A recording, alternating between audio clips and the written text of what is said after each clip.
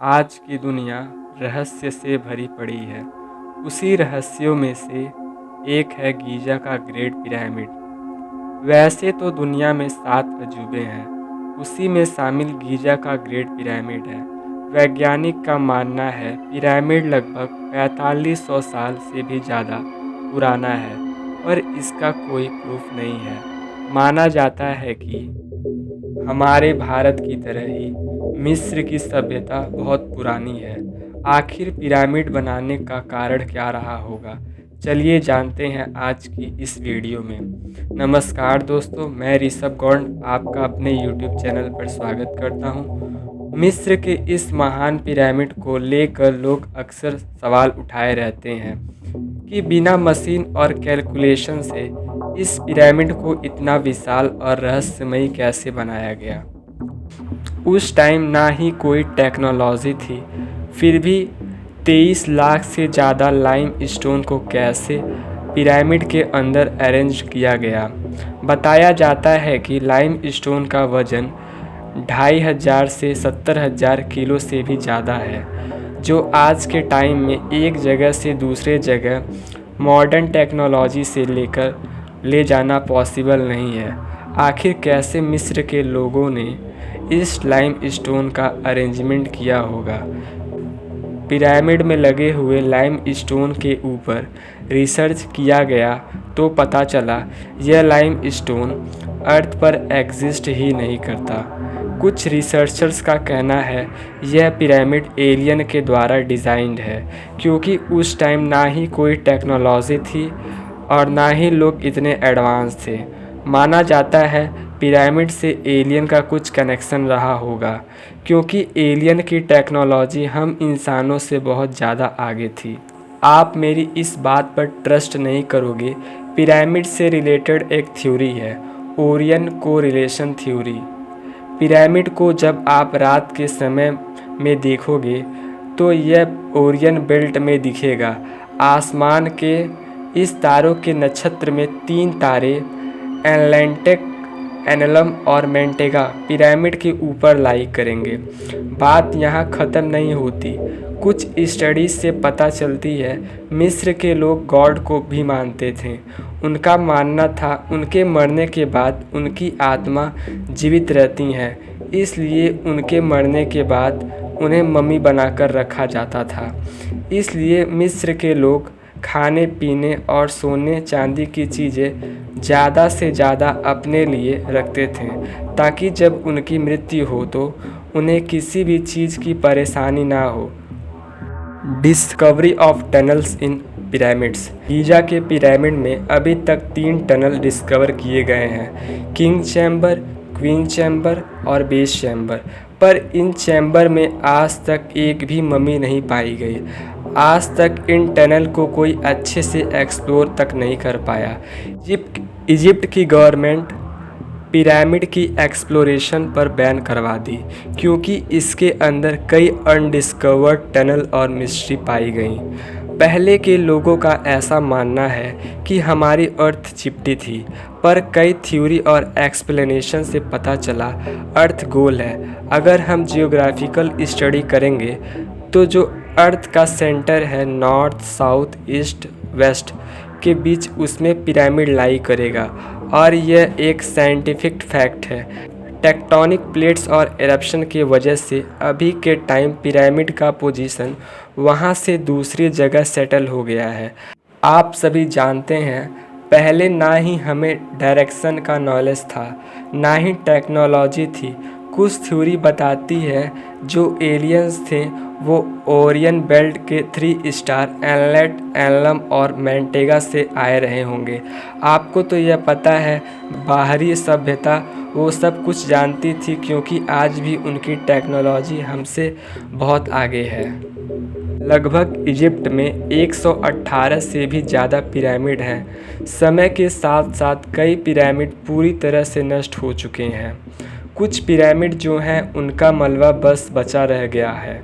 लोगों का मानना है इसमें कई कीमती चीज़ें थीं जो लोगों ने लूट ले गए। उन्हीं पिरामिड के बीच गीज़ा का 3 पिरामिड आता है। वैसे दोस्तों, हिस्ट्री में जितना पीछे जाएं, किसी भी चीज़ की साइंटिफिक डिटेल निकाल पाना मुश्किल है। Great pyramid of Giza 2560 BC में फेरो खूफा के द्वारा बनाया गया था। किंग फेरो खूफा के बारे में हम उतना नहीं जानते। ऐसा माना गया है ये सेकंड राजा थे 4th dynasty of the gold kingdom के। इस बात पर हमेशा चर्चा होती है खूफा कितने साल तक अपने शासन में राज किए, 25 साल, 35 साल या 60 साल से ज़्यादा। वैसे आप सभी जानते हैं यह पिरामिड नाइल नदी के वेस्ट बैंक पर लोकेटेड है। इस पिरामिड के पास 2 और छोटे पिरामिड हैं। पिरामिड ऑफ गीज़ा, जिसे हम पिरामिड ऑफ खूफू कहते हैं, कहा जाता है पिरामिड ऑफ खाफरे, जो सेकंड लार्जेस्ट पिरामिड है। लोगों का कहना है यह पिरामिड खूफू के बेटे खाफरे ने बनवाया था। तीसरी और सबसे छोटा पिरामिड जो है उससे पिरामिड ऑफ मैनकोरे, जो खाफ के बेटे ने बनवाया था। The great sphinx of Giza, यह भी एक स्टैचू है जो वहाँ पर प्रेजेंट है। इस स्टैचू की हेड इंसान जैसी है और बॉडी लायन जैसी। इस पर की गई स्टडी से पता चलती है इस स्टैचू को एक लाइम स्टोन से बनाया गया है, जो आज के टाइम में एक स्टोन से स्टैचू बनाना पॉसिबल नहीं है। यह स्टैचू ज़मीन के अंदर सालों तक दफन पड़ी थी। जब इन पर रिसर्च किया गया तो यह पहले से टूटे और फूटे और मूवमेंट्स में पाए गए। इन पिरामिड्स के अंदर जब आर्कियोलॉजिस्ट गए तो इन्हें कुछ आर्ट्स और पेंटिंग मिली, जिसमें वहाँ के लोगों के कल्चर को डिस्क्राइब किया गया था। आर्कियोलॉजिस्ट का मानना है पिरामिड पुराने ज़माने का मकबरा था। दोस्तों, मैंने आपको बताया है मिस्र के लोगों को मरने के बाद मम्मी बनाकर रखा जाता था। पिरामिड के अंदर आर्कियोलॉजिस्ट को कोई मम्मी नहीं मिली। सारे मकबरे खाली थे। वहाँ की कीमती चीज़ें लुटेरे लूट चुके थे। आपको बता दें, पिरामिड को ईस्टर्न सूदर्न डेजर्ट में बनाया गया है। दोस्तों, आपको डेजर्ट का टेम्परेचर पता ही होगा। जो पिरामिड है उसके बाहर का टेम्परेचर 68 डिग्री सेल्सियस से भी ज़्यादा होता है। आपको जानकर हैरानी होगी, पिरामिड के अंदर का टेम्परेचर 20 डिग्री सेल्सियस से कम होता है और यह टेम्परेचर अर्थ के टेम्परेचर के इक्विवेलेंट रहता है। Ball and socket method, pyramid के अंदर जो लाइम स्टोन यूज किया गया है उसका अरेंजमेंट एक स्पेसिफिक ऑर्डर में किया गया है। चारों कोनों के पत्थरों को बॉल एंड सॉकेट मेथड से बनाया गया है ताकि हीट, लाइट और अर्थक्वेक से सुरक्षित रख सकें। जो टेक्नोलॉजी आज के टाइम में यूज होती हैं वो उस टाइम यूज करना, यह एक मिथ और मिस्ट्री दोनों बन गया है। Light, signals and communication used in pyramids, आपको मैंने यह पहले बताया था। मिस्र के लोग भगवान को मानते थे। उन्होंने एक मंदिर भी बनाया था। उनके भगवान का नाम हैथोर था। बहुत सालों तक सैंड में धंसा हुआ था। यह मंदिर इजिप्ट के सबसे रहस्यमयी मंदिरों में से एक है। इस मंदिर का सैंड साल 1850 में हटा दिया गया। मंदिर में जब सैंड हटाए गए तो इसमें कई राज सामने आए। इस मंदिर में कई आर्ट्स पाए गए जो सबसे अलग थे। इस आर्ट को डैंडेरा लाइट कहते हैं। दीवार पर बनाई यह आर्ट हमें बताती है इजिप्शियन लोग कितने एडवांस थे। टूरिस्ट और आर्कियोलॉजिस्ट ऐसा कहते हैं एंशिएंट इजिप्ट में इलेक्ट्रिसिटी भी एग्जिस्ट करती थी, जो आज की यह सोचने वाली बात है। एक बल्ब होती है जिसे हम क्यूब्स ट्यूब्स कहते हैं।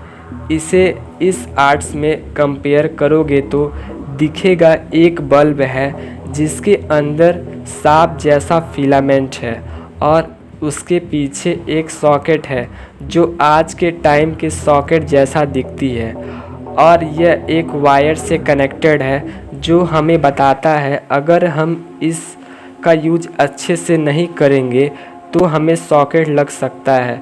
स्विट्ज़रलैंड में एक हिस्ट्री लाइब्रेरी है जिसमें इसका मॉडल रखा गया है जो इजिप्ट के बल्ब से मैच करता है। यह सब कुछ सोचने की बात है, आखिरकार इजिप्शियन इतना एडवांस होने के बाद एलियंस का हेल्प क्यों लेंगे।